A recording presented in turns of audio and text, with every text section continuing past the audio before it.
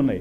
ఈ నాలుగిటి ద్వారా కనుక నువ్వు ఆత్మను కనుక పొందగలిగేటువంటి అవకాశం ఉంటే కర్మ ద్వారా అప్పుడు ఏ సాధనైనా ఉపయోగపడుతుంది.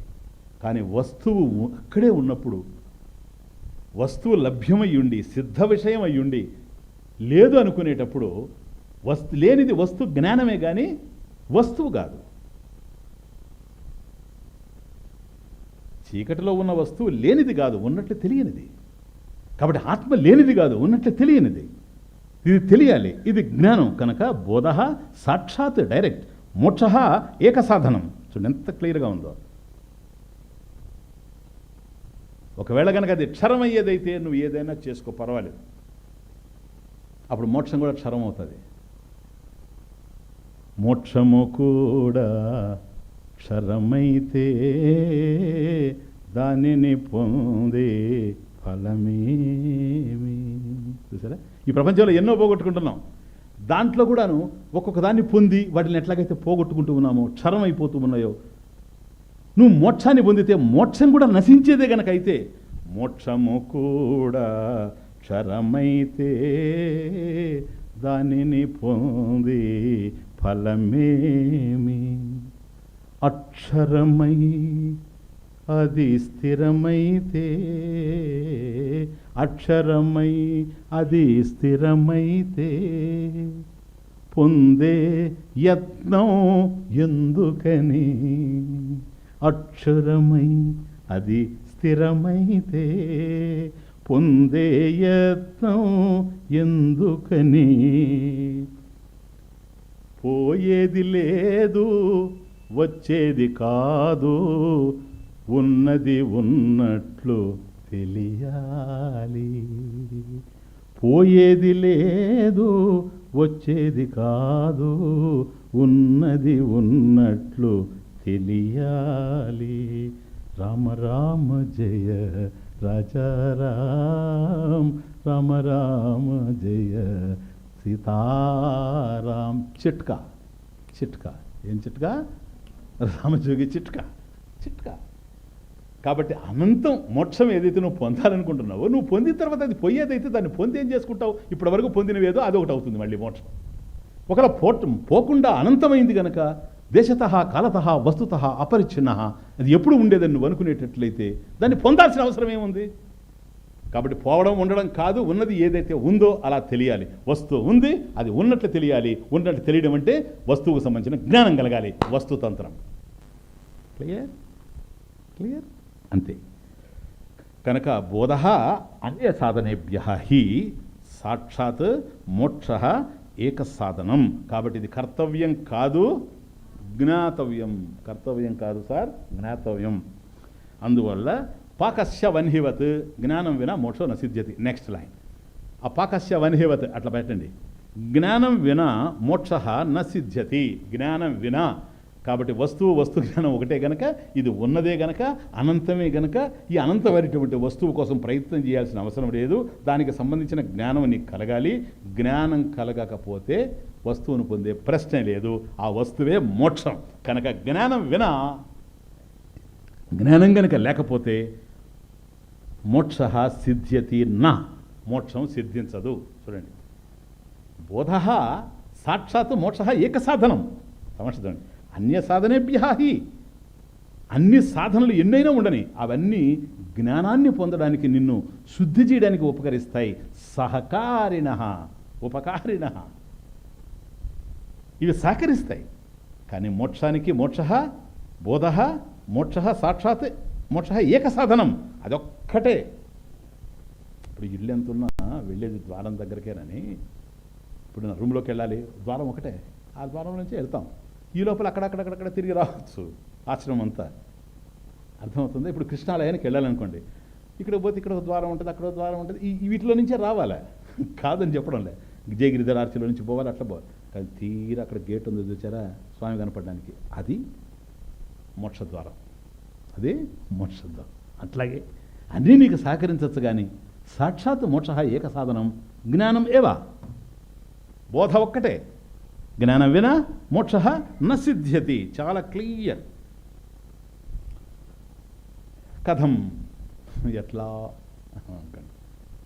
ఎందుకనంటే జిజ్ఞాసూనాం సుఖావబోధాయ, చక్కగా అర్థం కావడం కోసం ఉపమానాలు. మీకు మొదట ఫస్ట్ లెక్చర్లోనే నేను చెప్పాను, ఇది ముఖ్యంగా ఆత్మపదలో అద్భుతమైన విషయం ఏంటంటే చక్కగా అర్థమయ్యేటువంటి ఉపమానాలు ప్రతి శ్లోకానికి ఇచ్చుకుంటూ పోవడమే. ఇన్ని ఉపమానాలు ఎక్కడ ఇవ్వలేదు ఆచార్యుల వారు ఈ పుస్తకంలోనే.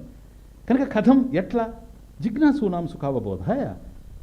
కాబట్టి జిజ్ఞాస, జ్ఞాతం ఇచ్ఛ, తెలుసుకోవాలనేటువంటి కోరిక కలిగినటువంటి జిజ్ఞాసు ఎవడైతే ఉన్నాడో, మోక్షాపేక్ష కలిగినటువంటి వాడు, వాడికి సుఖంగా అర్థం కావడానికి ఒక ఉపమానం. ఏంటో అది? పాకస్య వన్హివత్. కాబట్టి ఈ శ్లోకంలో ఇప్పటివరకు మీకు అర్థమైంది ఏంటో తెలుసా? అన్య సాధనేభ్య, అనేకమైనటువంటి సాధనాలు ఉన్నాయి, కానీ బోధ సాక్షాత్ మోక్ష ఏక సాధనం. ఎందుకని? జ్ఞానం వినా మోక్ష నసిద్ధ్యతే. ఆ శ్లోకంలో ఉన్నదే చెప్తున్నా, నేను కాదు. జ్ఞానం వినా మోక్ష నసిద్ధ్యతి. కథం ఎట్లా? పాకస్య వన్హివత్. పాకస్య వన్హివత్. పాకం అంటే తెలుసు కదా, వంట చేయడానికి. పాకస్య వన్హి, అగ్ని. వంట చేయడానికి అగ్నియే ముఖ్య సాధనం, ఏకైక సాధనం వంట చేయడానికి. అర్థమవుతుంది? పాకస్య సాక్షాత్ ఏక సాధనం వన్హి, అగ్ని. అంతేనా? మోక్షస్య సాక్షాత్ ఏక సాధనం జ్ఞానం. పాకస్య సాక్షాత్ ఏక సాధనం వన్హి, మోక్షస్య సాక్షాత్ ఏక సాధనం జ్ఞానాగ్ని. ఇక్కడ మళ్ళీ ఆచార్యులు వారిని విమర్శిస్తూ ఉంటారు. ఎవరు ఆచార్యులు వారిని విమర్శిస్తారంటే, ఆచార్యుల వారి గ్రంథాలు చదివిన వాళ్ళు కాదు ఆచార్యుల వారిని విమర్శించేది, చదివి అర్థం చేసుకోలేని వాళ్ళు. అర్థమవుతుంది? గ్రంథాలు చదవడం వేరు, అర్థం కావడం వేరు. ఆయన అర్థం కావడం అంటే ఇంకా మోక్షమే కదా, ఇంకేముంది? శంకరాచార్య స్వామి అర్థం కావడం అంటే మోక్షమే, ఇంకేంది? ఆయన అర్థం కావడం మోక్షం రెండు లేవు నా దృష్టిలో. జస్ట్ లిస్. పాకస్య వన్హివత్. వీళ్ళు చెప్పేది ఏంటంటే, సరిపోలేదండి ఎగ్జాంపుల్. ఎగ్జాంపుల్ సరిపోతే ఏమయ్యా నీకు? సుఖావబోధాయ నీకు బాగా అర్థం కావడం కోసం ఉదాహరణ ఇచ్చాడు. ఏం సరిపోలేదు నీకు చెప్పు. చూడండి, ఇప్పుడు చూడండి, ఇప్పుడు వంట చేసుకోవాలనుకో, కిచిడి. దాంట్లో ఏదో కీ ఉంది, లేకపోతే చిడి అంతా. దాంట్లో కూడా ఏదో కీ ఉంది, రుచి. ఆ రుచే కీ, లేకపోతే చిడి. ఏమండి అన్నీ దాని కిచిడీకి కావాల్సినవన్నీ కూడా ఉన్నాయండి. ఏమండి? బియ్యం ఉంది, ఆ తర్వాత కూరగాయలు ఉన్నాయి, ఆ తర్వాత కొత్తిమీర ఉంది, ఆ తర్వాత అది ఉంది, ఇది ఉంది, ఉప్పు ఉంది, కారం ఉంది, మిరియాలు ఉంది, ఆ తర్వాత నెయ్యి ఉంది, ఆ తర్వాత అవన్నీ ఉన్నాయి సార్. అదే పాకస్య వన్హివత్ అన్నట్టున్నాడు కదా. ఇప్పుడు అగ్ని లేకపోతే ఏమి? వాళ్ళ ఆర్గ్యుమెంట్. వన్హి పాకస్య ఏక సాధనం అంటున్నాడు. అవసరం లేదు సార్. లేదు, ఇవన్నీ లేవు. ఇప్పుడు నేను చెప్పినటువంటి సమానంతా లేదు. అగ్ని ఉంది, ఏం చేస్తాం? మింగతాడా? ఏమైనా కృష్ణుడా? దావానాలు భక్షణమా? చెప్పువయ్యా. ఇవన్నీ లేవు, అగ్ని ఉంది, ఏం చేసుకుంటావు? నిప్పు కణాలు తింటావా? అగ్ని లేకపోయినా, ఇది తమాషా, అగ్ని లేకపోయినా ఇవి తినచ్చు. ఎవరు చెప్పారు? ప్రకృతి యోగం, ప్రకృతి వైద్యులు చెప్పారు. పూర్వం మేకలు తిన్నా, ఇప్పుడు నువ్వు తినవని. ఆకులు. సరేనా? స్వామిజీ ఇవన్నీ తింటాం, పాకం ఎందుకు? కాబట్టి శంకరాచార్య వారు చెప్పింది ఏంటి? భోజనం చేయడానికి అది మన అగ్ని ఒక్కటే ముఖ్య సాధనం అంటున్నాడు. దానికి బోధ మోక్షానికి ఏక సాధనం అంటున్నాడు. పాకస్య ఏక సాధనం వన్హి అంటున్నాడు. ఏం అవసరం లేదండి, ఇవే తింటాం, అసలు అగ్ని అవసరం లేదు. అదా వచ్చిన దురదృష్టం ఏంటో తెలుసా? అదే ఆచార్యులు అంటే. అంత తేలిగ్గా ఆ మూఢమతులుగా ఆయన అర్థమయ్యేటట్లయితే ఇంకా ఆయన గొప్పతనం ఏముంది? అందరికీ అర్థమైపోతే.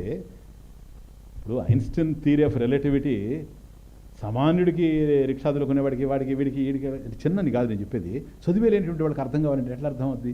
శంకరాచార్యని అర్థం చేసుకొని ఇట్లా వాళ్ళంతా బయలుదేరి ఆయన చెప్పేది ఏంటంటే, నీ తిండి విషయం ఎవరు మాట్లాడేది చెప్పు? నువ్వు తిండిపోతావు కనుక తిండిని గురించి మాట్లాడుతున్నావు. ఆయన మాట్లాడేది పాకస్య. మాట్లాడుతుండే పదం భోజనస్య కాదు, అది పాకస్య, వంట చేయడానికి.